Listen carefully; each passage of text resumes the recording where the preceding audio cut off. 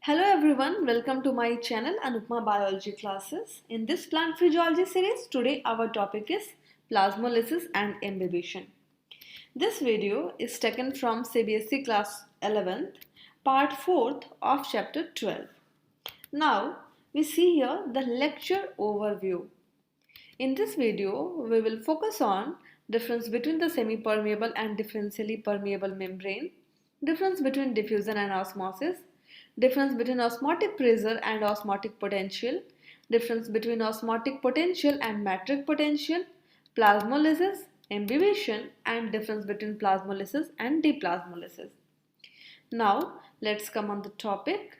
Here, the first topic is difference between semi-permeable and differentially permeable membranes. Mostly, we always confuse with these two type of membranes, that what is semi-permeable and what is differentially permeable membrane and what are their differences. So, a partition which permits the passage of pure solvent molecules to pass through it and not the solute particles is called semi-permeable, while the membrane which allows some substances to pass through it more readily than others is known as selectively or differentially permeable membrane.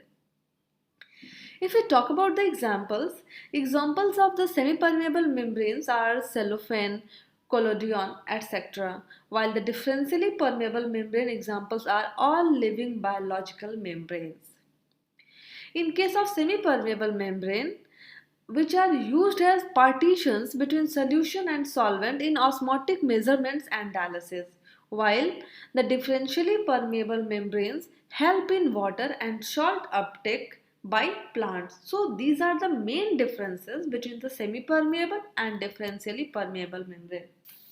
Now, after this, here the difference between the diffusion and osmosis. So what are the main differences between the diffusion and osmosis are: osmosis involves movement of solvent molecules, while the diffusion involves movement of solute molecules. In case of osmosis, molecules move from lower concentration of solute to higher concentration of solute, while in case of diffusion, molecules move from higher concentration of solute to lower concentration of solute.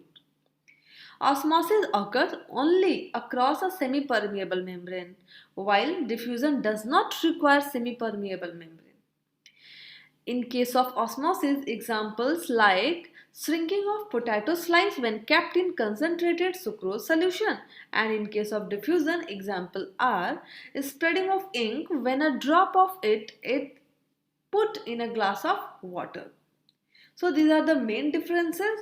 In case of diffusion, solvent and solute particles move to equalize concentrations, while in case of osmosis, only solvent particles move, solute particles do not move. In case of diffusion, no semi-permeable membrane involved, while in case of osmosis, the movement is through a semi-permeable membrane. But in both cases, the same thing is equalizes the concentration of two solutions in. So these are the differences. Now after this, here you can see here the difference between the osmotic pressure and osmotic potential. In case of osmotic pressure is expressed in bars with a positive sign, while the osmotic potential is also known as solute potential and it is expressed in bars with a negative sign.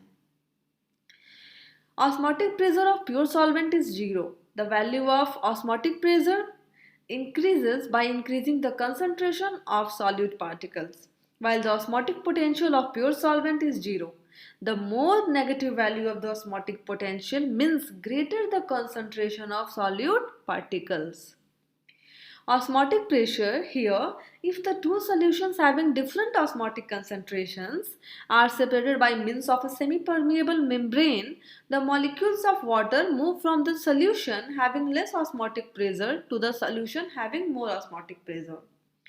And in case of osmotic potential, if the two solutions having different osmotic concentrations are separated by means of a semi-permeable membrane, the molecules of water move from solution having more osmotic potential to the solution having less osmotic potential.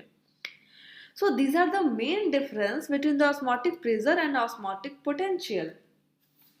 After this, see here the difference between the osmotic potential and matric potential. Osmotic potential is also known as solute potential, while the matric potential is also known as imbibition pressure. Osmotic potential decreases in water potential due to dissolved substances in solution, while the pressure that an imbibant develops as a result of imbibition is called matric potential. The buildup of pressure is brought about by adsorption of water molecules on the surface of hydrophilic colloids. Osmotic potential is influenced by the pressure of solute particles in a solution, while the matric potential is influenced by the presence of matrix hydrophilic colloids. Osmotic potential has significance for osmotic movement of water across a semipermeable membrane. It plays an important role in absorption and transport of water, while the matric potential has significance only for dried plant materials or soil particles where water molecules are adsorbed to hydrophilic colloids. Now, after this, what is plasmolysis? So, if a plant cell is placed in a highly concentrated sugar or salt solution, it means hypertonic solution, water from the cell sap flows out due to exosmosis through the plasma membrane outside the cell. The loss of water from the cell sap causes contraction or shrinkage of the protoplast.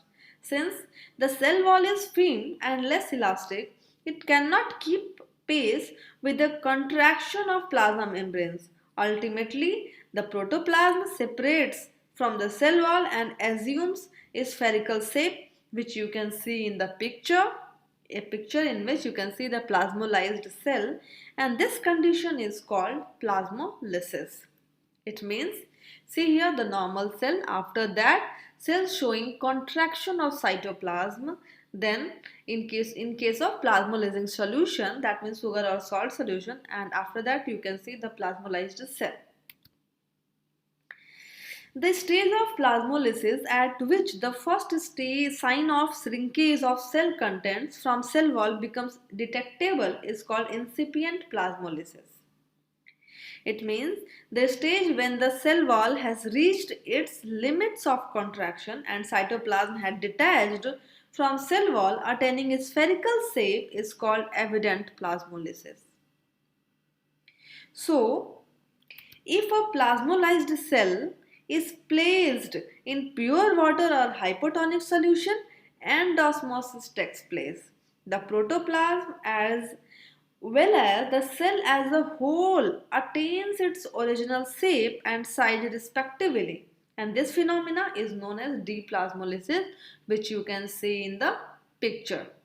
So D Plasmolysis is just opposite of the plasmolysis.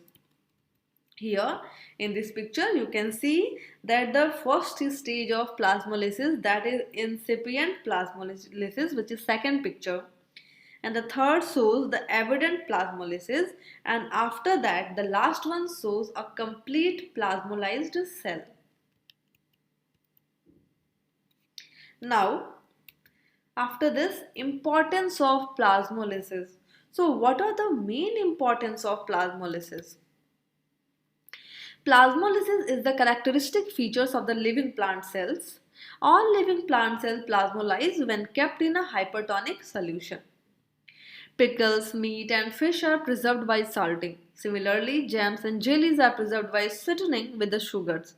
Salting and sweetening create hypertonic conditions in which the fungi and bacteria get killed by plasmolysis. Salting kills the weeds of the lawn by inducing plasmolysis in their cells. Plasmolytic method is applied for the determination of osmotic pressure of a cell in the laboratory. So these are the main importance of the plasmolysis.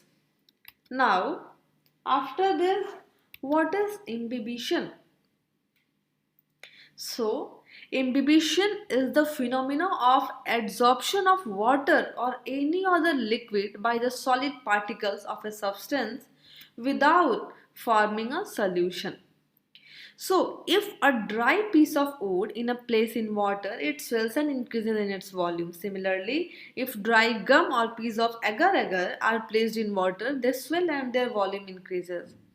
So, wooden doors and windows absorb water in humid rainy seasons and increase in their volume so that they are hard to open or close. All these are the examples of imbibition. Some of the other examples in the plant system are adsorption of water by cell wall, swelling and rupture of seed coat during germination, etc. The solid particles which adsorb water or any other liquids are called imbibants. The liquid which is imbibed is known as imbibate.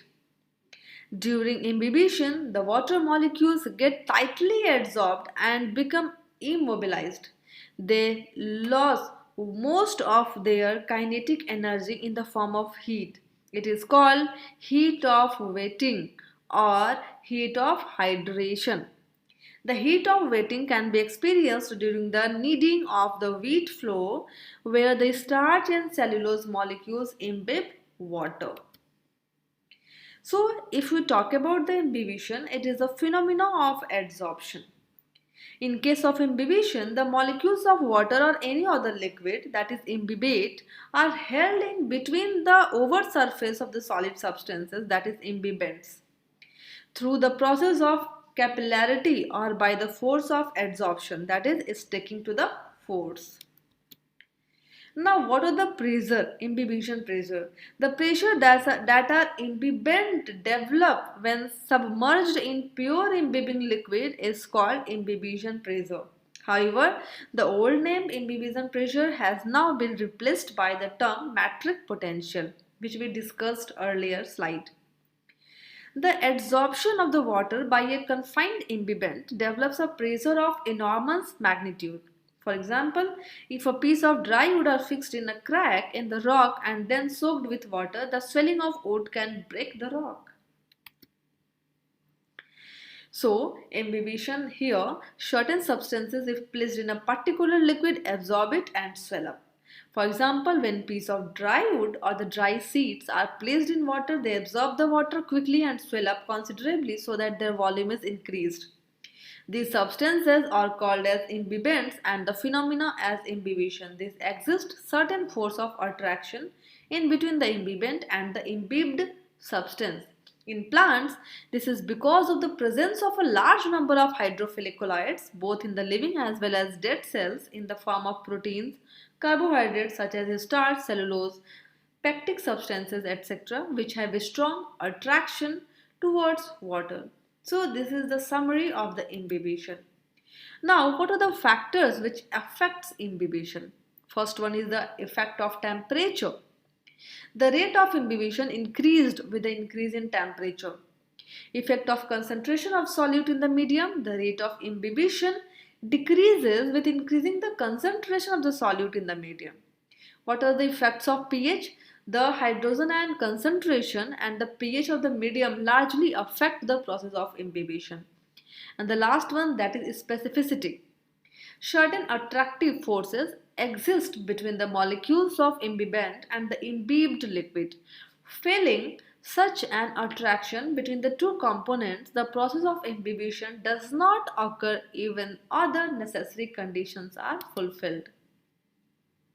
Now, here what are the main importance of imbibition to the plants? So, imbibition is the initial step in the germination of the seeds. When mature seeds are soaked in water at room temperature, they imbibe water and swell. The water is imbibed first by seed coat and then by other tissues of the embryo and endosperm. Thus, the process of imbibition is important and initiates the seed germination. Imbibition causes swelling of seeds and results in the breaking of testa. Imbibition is greater in living cells than in the dead seed coats, therefore the coats are easily ruptured by swelling of embryo. The imbibition is dominant in the initial stage of water absorption by roots. The water is first absorbed by the walls of the root hairs, which is then absorbed by the root hairs. Since the imbibition is not dependent on metabolic activity of cell, it can occur under anaerobic conditions. The water moves into ovules which are ripening into seeds by the process of imbibition. Imbibition pressure generated during germination of seeds and spores is so enormous that it can break asphalt roads and concrete pavements. In older times, the imbibition pressure was used in breaking the rocks and stones. Dry wooden stakes, if driven into a small crack in a rock and then soaked, can develop enough pressure to split the rock. So this is all about the importance of imbibition to the plants. After that, you can see here the main differences between the osmotic pressure, turgor pressure, wall pressure and diffusion pressure deficit. So maximum osmotic pressure in flaccid cells, maximum turgor pressure in fully turgid cells, maximum wall pressure in fully turgid cell and decreases with addition of solutes. That means DPD, diffusion pressure deficit, decreases with the addition of solutes. In case of osmotic pressure, it is a colligative property of solution, while the turgor pressure is a hydrostatic pressure which develops in a cell due to entry of water. And the wall pressure is the opposite pressure of the turgid pressure which was applied by the cell wall.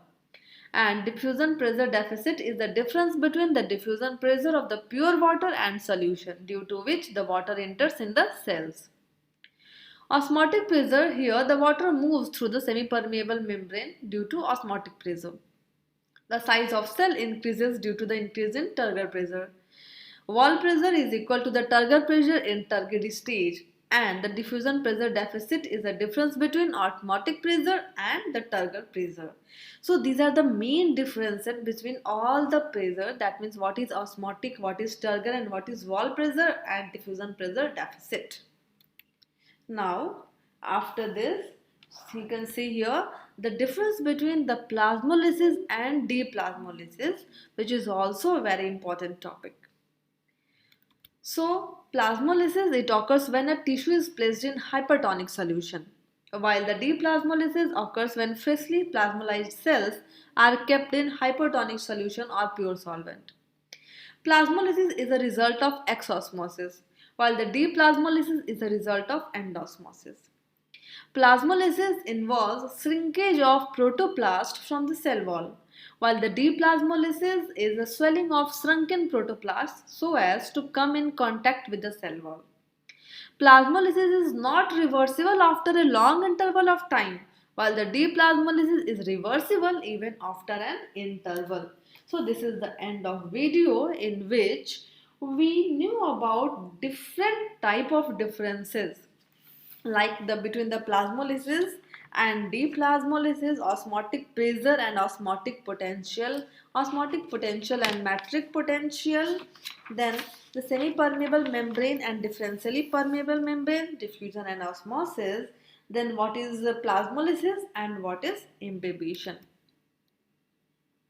Now the next upcoming video will be on the long distance transport of water in case of plants. So if you understand this video, please like and share it and subscribe to my channel Anupma Biology Classes. If you have any questions, any queries or any suggestions, you can ask in the comment section below. Thank you for the watching.